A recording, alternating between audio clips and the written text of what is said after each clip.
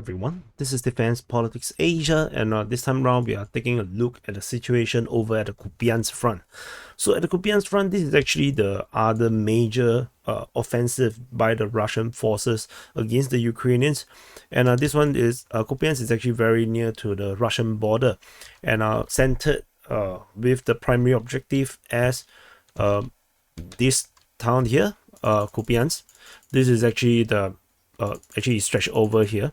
So this is actually the very strategically important city, because it have a crossing and it's a major city, and it would act as a very important city to build any offensive or future military operation.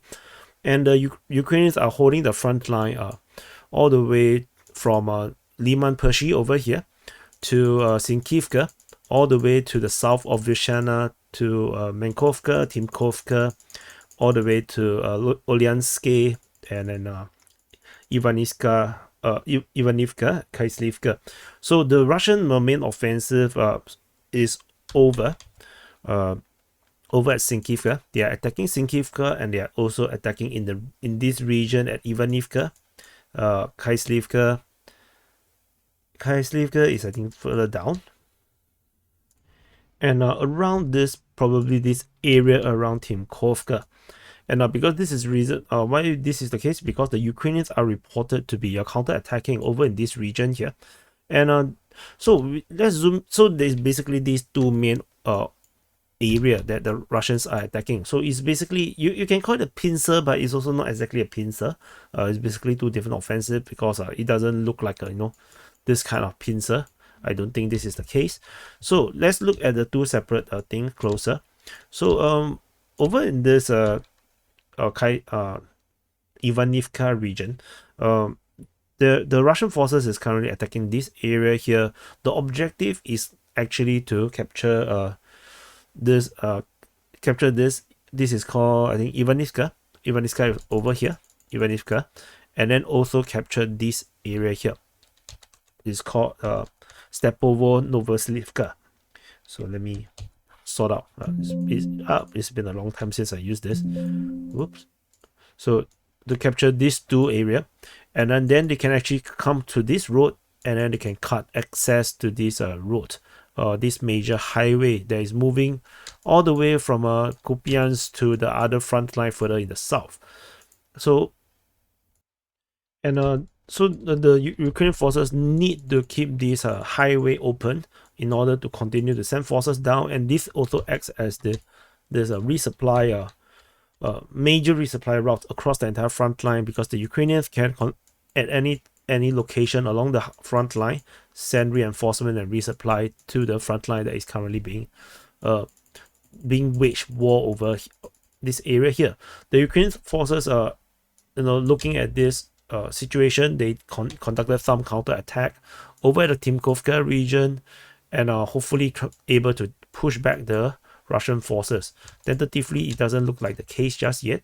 The Russians is still conducting the operation to push in this direction. So over in the other front line around at the Sinkivka region, the Russians are pushing, and also pushing Sinkivka itself, and also pushing from Liman Pershi. The Ukrainians are conducting counterattack and active defense around this area here, and they are also conducting some recon or sabotage group, probably to penetrate from another direction, and maybe to distract the Russians from the offensive, so that they will actually pull forces to hold this line more. So they can actually relieve the pressure over at the Sinkivka region. So that's the aim. But the situation, according to various sources, seems to suggest that the situation here for the Ukrainians are not very good. And reinforcement was reported from the pro-Russian sources about tanks deployed to Vorishna, as well as additional reinforcement gathering over this area here.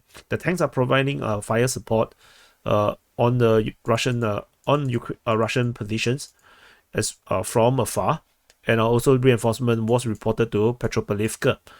This one is to probably as reinforcement or as a second line of defense in case the Sinkivka breaks. And there's also further reinforcement reported at Novosionove, or maybe it's coming from Kupyansk, and also towards this this town over here, Pischani. So this is Pischani, and this is another position around here. So for the Sinkivka region, the Russian objective is, of course, capture Sinkivka, and then they will have an open road down this main road down to Petropavlivka, and they can actually launch an attack in this direction. And once they hit Petropavlivka, they are just a stone throw away from Kupyansk itself. So this is Kupyansk itself, and the Russians will be able to capture Petropavlivka and actually head towards Kupyansk and create some kind of a cauldron around Kupyansk. I don't think they will just head straight into Kupyansk itself, but as long as they can actually cut off all these roads that's linking Kupyansk, they actually can conduct operations in this direction, and cut off all these different roads. They can actually swing northward, cut off this forest region, and then they can actually capture the forest around Liman Pershi, south of Liman Pershi. And then I think this will basically cut off all the Ukrainian forces over in the eastern part of Kupyansk front. So this Sinkivka cannot fall, and this is also the reason why in the previous Kupyansk offensive that the Russians tried, the Ukrainians sent massive reinforcement and managed to fight back and keep the town.